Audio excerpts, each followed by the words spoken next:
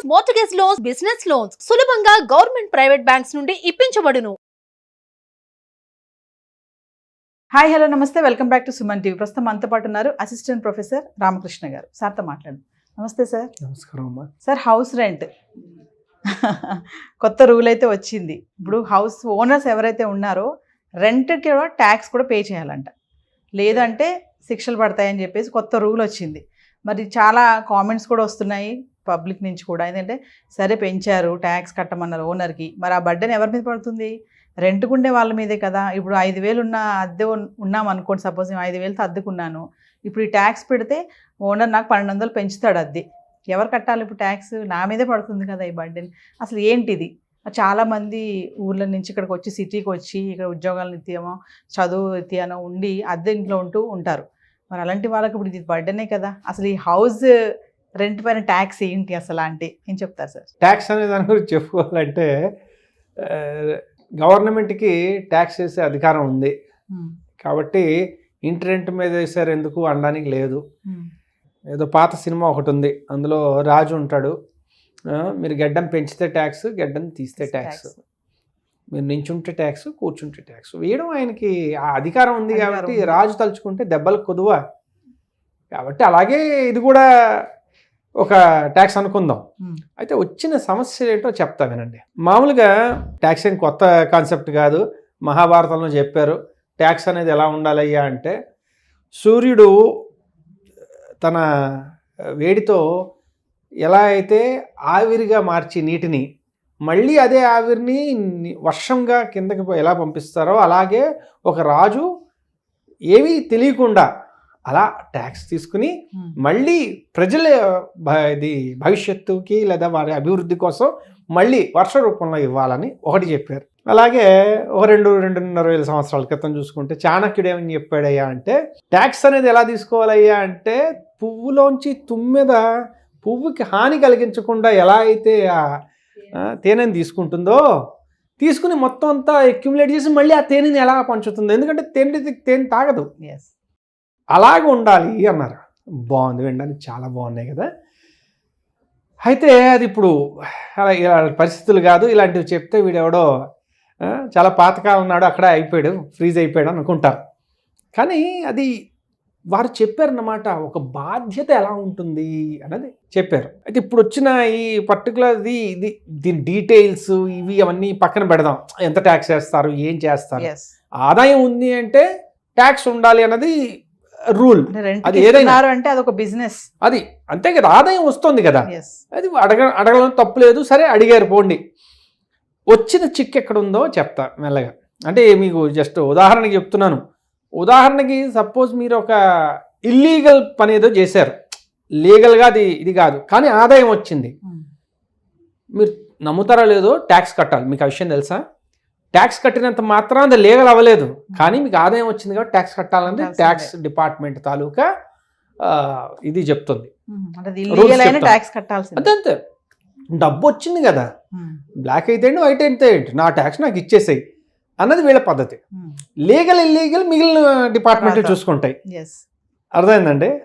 Confusion అయినా అర్థమైంది sir. ఇప్పుడు మనం ఈ పర్టికులర్ లెజిస్లేషన్ గురించి, ఒక ట్యాక్స్ రూల్ గురించి చెప్తే, ట్యాక్సులు వేయడం పెద్ద విషయం కాదు, దాన్ని ఎలా అమలు చేస్తాం అన్నది పెద్ద సమస్య. ఉదాహరణకి చెప్పుకోవాలంటే, భారతదేశంలో దాదాపు 3 కోట్ల చిల్లర ట్యాక్స్ కట్టేవాళ్ళు ఉండేవాళ్ళు 2013-14 సంవత్సరానికి.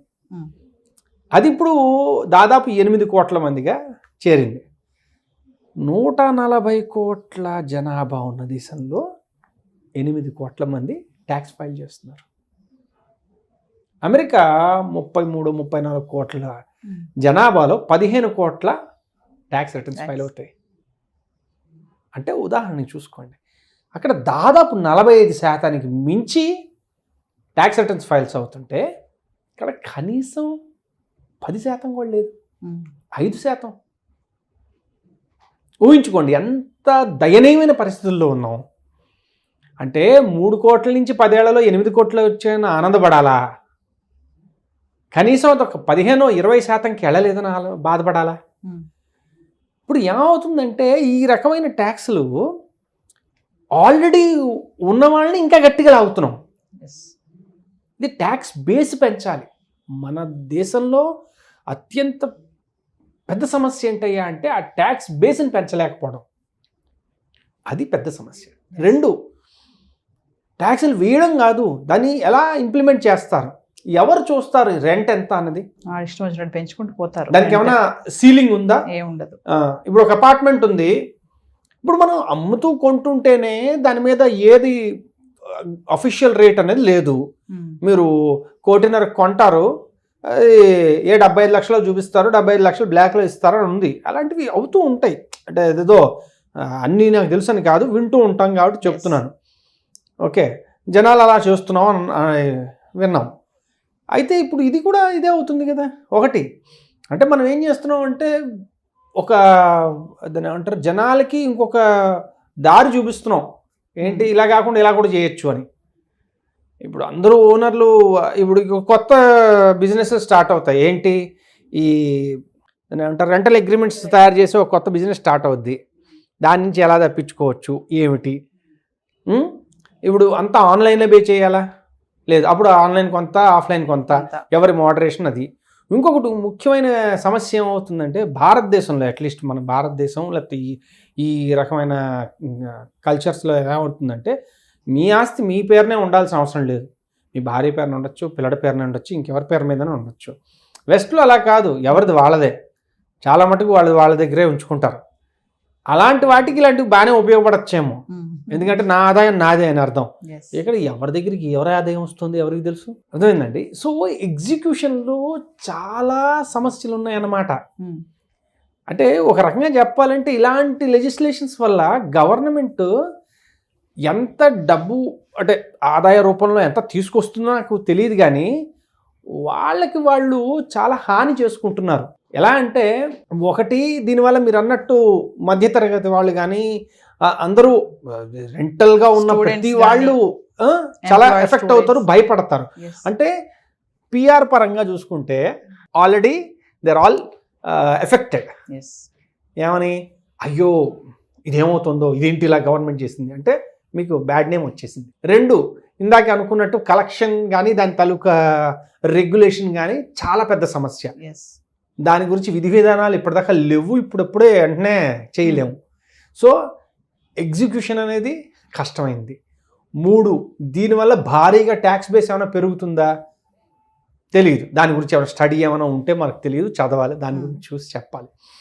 అంటే ఏ రకంగా చూసినా గవర్నమెంట్కి ఇది పెద్ద లాభదాయకమైన పని అయితే కాదు. అదేందండి, కానీ చేశారు. మరి వారి విజ్ఞతకి మనం వదిలేయాలి. వారి ఆలోచన విధానం కరెక్ట్, ట్యాక్స్ ఎక్కువ పెంచాలి, రెవెన్యూ పెంచాలనుకోవడం కరెక్ట్. ఎందుకంటే వాళ్ళు చేసే చాలా స్కీములు కానీ ఎక్స్పెండిచర్ కానీ క్యాపిటల్ ఎక్స్పెండిచర్ కానీ కావాలి, సంతోషం. కానీ ఇది మనం గెలవగలిగే యుద్ధమేనా? దీనివల్ల మనకి అలాగే మన యొక్క ప్రజలకి ఏమైనా లాభం చేకూరుతుందా? అలా జస్ట్ అంటే లాభం పక్కన పెట్టండి, ఎక్కువగా నష్టం అయితే చేకూరకుండా ఉంటుందా? ఇవి వాళ్ళు ఆలోచించాలి. అర్థమైందండి, ఇలాంటివి ఏవైనా. ఇక్కడ ఏంటంటే సార్, ఈ హౌస్ రెంట్ ట్యాక్స్ వల్ల అంటే ఈ అద్దెలు అనేవి ఏమన్నా తగ్గే అవకాశం ఉంటుందా, పెరిగే అవకాశం ఉందా? అంటే ఇది ఇప్పుడు రెంట్కు ఉండే వాళ్ళకి పెద్ద సమస్య సార్. ఇప్పుడు మీరు అదేదో సినిమాలో ఒకటి చెప్తాడనమాట, నువ్వు నాకు చెప్పాలనుకోవడం ఆశ, నేను వినాలనుకోవడం అత్యాశ అని. అర్థమైందండి, ఇది అత్యాశకి ఇంకా ఉన్నతమైన అత్యాశగా మారింది. ఇక్కడ తగ్గడం అంటూ ఏం లేదండి. ఇప్పుడు మనకి ఒక సామెత ఉంది, పెరుగుట విరుగుట కొరకే అని. అంటే మధ్య తరగతి పరంగా నేను చెప్తా, ధరలు పెరుగుట మన నడ్డి విరుగుట కొరకే, అంతే తప్పించి ఇంకా మిగిలివి ఏవి తగ్గవు. కాబట్టి ఎలా ఇదవుతుందో వారు ఆలోచించి పునరాలోచన చేసి ఓకే ఇలాంటిది కాదు, ఇది మనకి మంచిది కాదని వెనక్కి, ఎందుకంటే గవర్నమెంట్ టైం టు టైం అవి ఒక్కొక్కసారి డెసిషన్స్ తీసుకుంటుంది, దాన్ని వెనక్కి తీసుకుంటూ ఉంటుంది, అలాంటివి జరుగుతూ ఉంటాయి. కాబట్టి అది అలా జరుగుతుందేమో చూడాలి, లేదు దాన్ని ఎలా ఇంప్లిమెంట్ చేస్తారో చూడాలి. ఈ రెండు చాలా ఇంట్రెస్టింగ్ సిచ్యువేషన్స్. ఏదేమైనా ఈ హౌస్ రెంట్ ట్యాక్స్ అనేది సామాన్యుడికి అయితే మాత్రం కొంచెం భారం కలిగింది సార్, ఎఫెక్టే. తప్పకుండా భారం. ఎందుకయ్యా అంటే ఏ రకమైన ట్యాక్స్ అయినా అది చివరికి కన్జ్యూమర్ చేతికే వెళ్తుంది, అలా పాస్ ఆన్ చేసి. ఇది కన్జ్యూమర్ ఇందులో ఈ పర్టికులర్ సంఘటనలో చూసుకోవాలంటే సామాన్యులందరూ ఇందులో ఉంటారు. ఎందుకంటే వాళ్ళు సొంత ఇల్లు కొనుక్కునేంత లేదు, వారు ఉన్న చోటే సొంత ఇల్లు ఉండాల్సిన ఇది లేదు కాబట్టి మాక్సిమం అంతా వలసదారులే కాబట్టి ఇది చాలా మటుకు పెద్ద ఇంపాక్ట్ కలుగుతుంది. yes. ఇది ఉదాహరణకు ఒక ఇంట్లో ఉన్నారు, నలుగురు కడుతున్నారు. సో వీళ్ళ పరిస్థితి ఏంటి? yes. ఏ రకంగా విడదీస్తాం? చూడాలి సార్ ఎంతవరకు వెళ్తుంది అసలు అనేసి. చూడాలి. Thank you. థ్యాంక్స్.